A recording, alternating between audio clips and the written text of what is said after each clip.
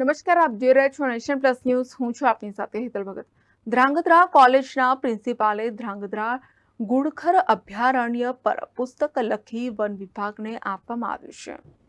વિશ્વ સર્પ દિવસની ઉજવણી કરવામાં આવી હતી, ત્યારે આ સર્પ કોઈના ઘરે કે ઓફિસ અથવા પોતાના ખેતરમાં આવી જાય તો માણસ ગભરાઈ જાય છે. ત્યારે ધ્રાંગધ્રામાં રહેતા અને ધ્રાંગધ્રા કોલેજમાં પ્રિન્સિપાલ તરીકે ફરજ બજાવતા ડોક્ટર પ્રતિક દવે દ્વારા છેલ્લા 40 વર્ષથી સર્પના રેસ્ક્યુ કરીને તેને સલામત સ્થળે છોડી મૂકવામાં આવે છે. સાથે આ પ્રોફેસર દ્વારા ઝાલાવાડના વિવિધ વિસ્તારના સર્પ વિશે માહિતી આપતું પુસ્તક પણ લખેલું છે.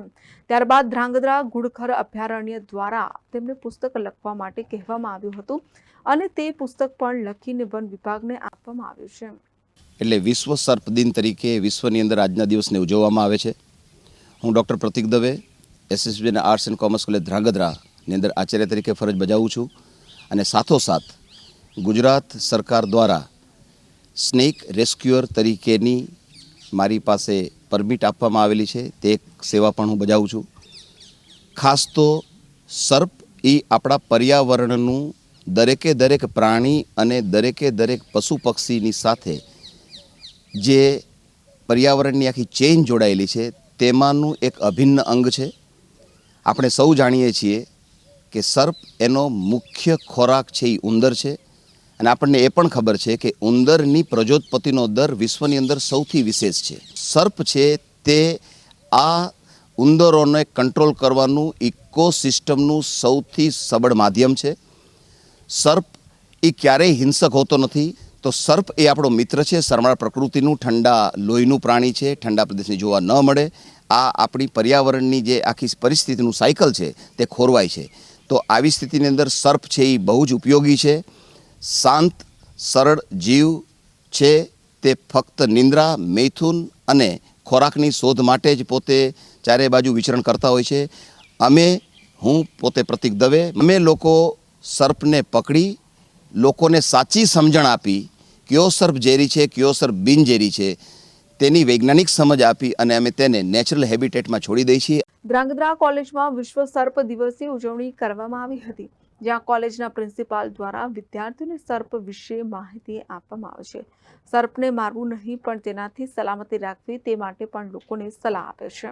તો આજે જે વિશ્વ સર્પ દિવસ તરીકે ઉજવવામાં આવે છે, તો અહીં એસએસપી જૈન કોલેજમાં અમને શ્રી પ્રત્યક સાહેબ તરફથી સાપ વિશેની વિવિધ નોલેજ આપવામાં આવી કે આખી દુનિયામાં કહેવાય ને કે 2793 જેટલા સાપો જોવા મળે છે અને એમાંથી 20 જેટલા ગુજરાતમાં, અને એમાં પણ ઝાલાવાડમાં 4 પ્રકારના સાપો જે અતિ ઝેરી હોય તે આપણે ગુજરાતમાં પણ જોવા મળે છે.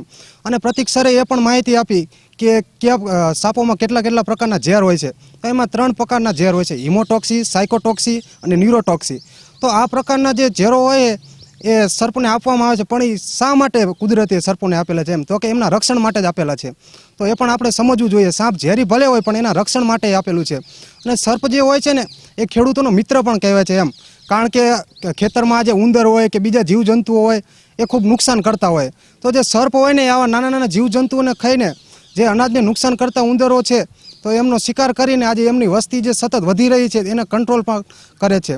તો સર્પને આપણે એનું જતન કરવું જોઈએ, આપણે એમને બિનજરૂરી મારી ન નાખવા જોઈએ. SSP join college arts and commerce કોલેજમાં આજે અમને અમારા પ્રિન્સિપલ ડૉક્ટર પ્રતિક સર દવેએ સાપ વિશે સમજાવ્યું.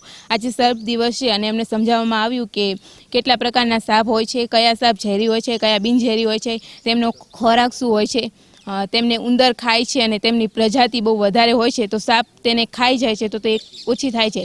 તો આપણે સાપને મારવા ન જોઈએ. Rajesh બહુરાશી, nation plus news, Surendranagar.